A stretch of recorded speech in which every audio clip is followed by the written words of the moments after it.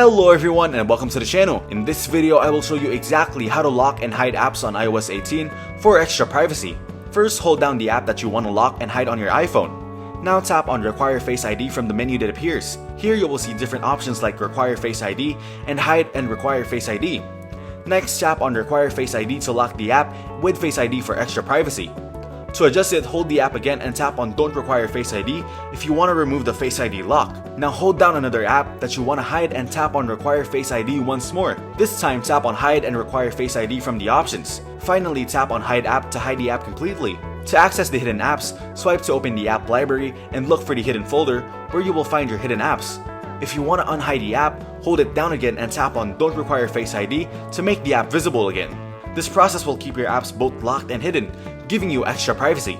Thank you everyone for watching. I hope you got some value. Make sure to like the video and subscribe to our channel. Leave a comment down below. See you in the next one.